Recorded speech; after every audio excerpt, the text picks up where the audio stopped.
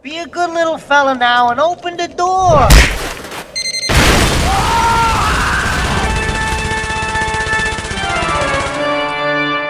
Keep the change, you filthy animal. Okay, so I'm going beyond the promise. Even though I am going to talk about Joe X Noel, it's actually tonight that I'm actually going to see Joe X Noel. I'm going to be talking about two films this time. One called Bad Santa, which is actually such mean-spirited, and The Polar Express, filled with whimsy and charm and everything and all that. So, essentially, Bad Santa is about this guy who plays Santa Claus, played by Billy Bob Thornton.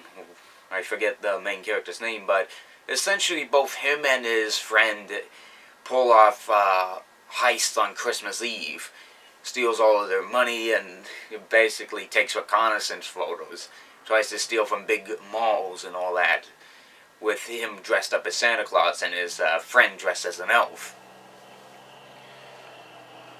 The film, if I have to say, is absolutely hilarious, but it's also, again, under that mean-spirited type of Christmas, which, again, it's like, is really hilarious, especially when he's like with the kid and when he's with this kid who just thinks that Billy Bob Thornton is Santa Claus. It's just too golden of a moment to even pass up on. Like I said, it's too hilarious, and the comedy, well, it is one of the most positively reviewed comedies, so at least give yourself a chance to go see it. Now then, let's talk about the only Christmas movie, at least at this time, that I've now officially owned on Blu-ray. At least on a home medium type, instead of trying to find somebody to give me their digital copies.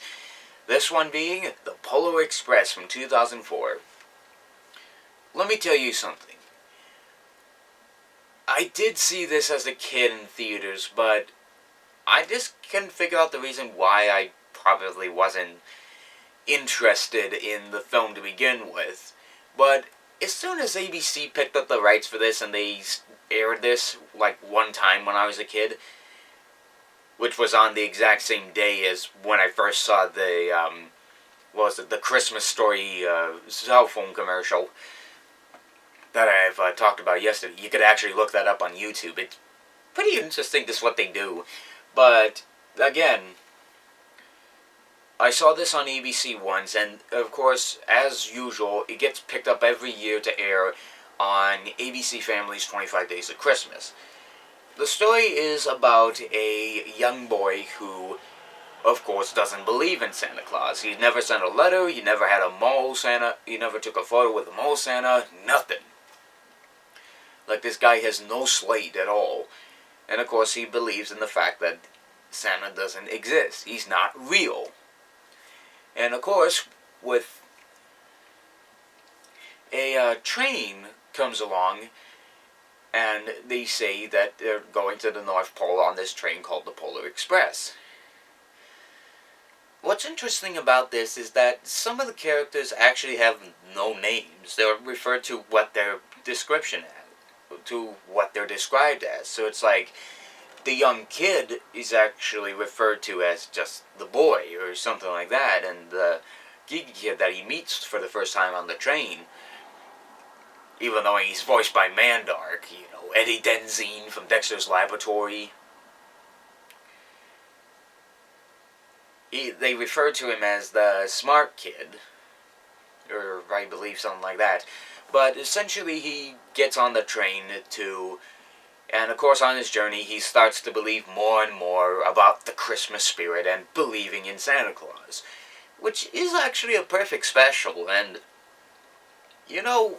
more thinking about this and thinking about the many Christmas Carol adaptations that I have, and, like this one, I start to believe that my dad is more of the Scrooge in my family. I mean, he's sort of like the humbug for our family. If I was to have one, I would be the one believing in Santa Claus more.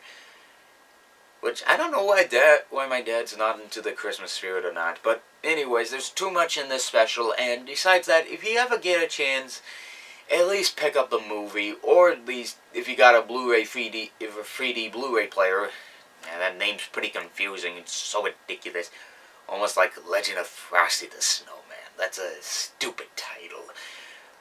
With that said, get yourself a chance to pick this movie up either on Blu-ray or in 3D. And if there ever does exist a D-Box thing, go pick it up in 3D or D-Box or whatever. It's a pretty experienceable movie. Though I never got a chance to see the movie in 3D because, 3D at that time was starting to become a new thing for theaters. And I quite commonly saw movies in 2 dimensions, which I was perfectly fine with as a kid. 3D, 3D wasn't like an acquired taste or something like that. But okay, I'm gonna start by announcing that I'm extending Return of the Classics. Some sacrifices will have to be made, but it's for the greater good. There's way too many classics. And let's go up to Thursday or Friday. I haven't decided on a final date. But let's go up to those dates, and I'll stay to you on more classics, whether they be specials or movies. But tonight, I guarantee you, I am going to watch the French film, Joe X Noel. So with that said, I'm the Ferbguy, and I'll see you guys for a brand new episode of Return of the Classics tomorrow. So, goodbye.